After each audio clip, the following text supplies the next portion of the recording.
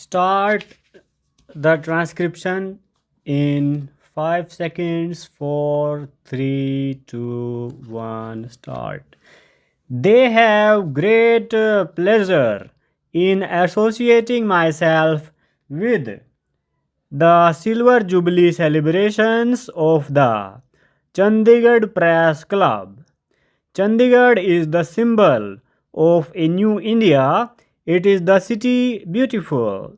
At the time of its creation, Jawaharlal Nehru declared, "Let Chandigarh be the first large expression of our genius flowering on our newly earned freedom," representing the indomitable spirit of the people of Punjab and Haryana. The city has symbolized the resurgence of modern India. In keeping with this vibrancy, the media in Punjab has also been at the forefront of journalism in our country. Many of our finest journalists at the national level cut their teeth here in Chandigarh. This city has been a fine training ground for journalists. Today morning, I had the privilege of attending the 125th anniversary celebrations of the Tribune. The Tribune was born in Lahore, but it blossomed here in Chandigarh. It did so because Chandigarh provided the intellectual, social, and political environment in which media could freely develop and grow. I salute Chandigarh and the people of Chandigarh. May your city continue to grow as a role model in all walks of life. I would like to pay a special tribute to the media in Punjab and indeed in neighboring Jammu and Kashmir for standing up to the forces of terrorism and anti-national forces and for defending democracy and democratic values. I have always believed in the importance of a free press. It is the ultimate check against the tyranny of authority. As I have often said, I do sincerely believe that there is no grievance, howsoever extreme and desperate, that cannot be redressed through democratic means. Our democracy gives everyone the right to articulate any grievance in a democratic manner. However, no civilized society can tolerate violence and extremism. Extremism of any form based on any divisive ideology cannot be tolerated in any civilized democratic society. Any group that claims to represent the interests of a people must be willing to test its popularity through democratic means and accept the people's verdict. It is through the legislature and in the media that public opinion has to be won over to a cause, not by killing innocent people, not by denying media its freedom to survey news and views. Many journalists have defended the freedom of the press against the tyranny of terrorism, bigotry, and separatism. They were willing to do this by paying with their lives. We are proud of our media and its contribution to shaping public opinion for nation building and social change.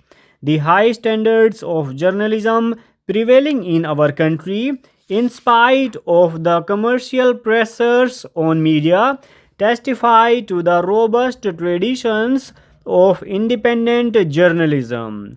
Our free press has emerged as an important guarantor of democratic and human rights. Our media has given voice to the voiceless.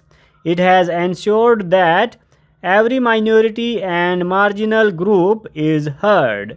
is seen, is involved in the mainstream. Media has been described as the last line of defense for freedom and democracy. Media holds a mirror to society. It constitutes an early warning system. Its assessments on numerous policies alert the nation to the prevailing situation and signal us to be mindful of the future challenges and opportunities. However, with the rapid growth of media in recent times, qualitative development has not kept step with quantitative growth. In the race for capturing markets, journalists have been encouraged to cut corners, to take chances, to hit and run.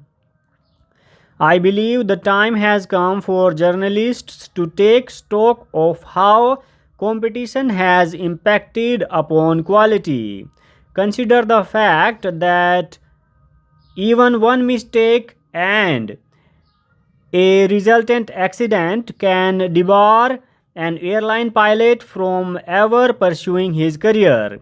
Consider the case that one wrong operation leading to a life lost, and a doctor can no longer inspire the confidence of his patients. One night of sleeping on the job at a railway crossing, an avoidable train accident, and a railwayman gets suspended. How many mistakes must a journalist make? How many wrong stories? How many motivated columns before professional clamps are placed? How does the financial media deal with market moving stories that have no basis in fact? Investors gain and lose. Markets rise and fall. But what happens to those reporters, analysts, editors who move and make markets? Are there professional codes of conduct that address these challenges? In the Press Council, the right organization to address these challenges. Can professional organizations of journalists, like the Press Club, for example, play a role? I have often heard it said that the Press Club is just a watering hole, a meeting place, and nothing more.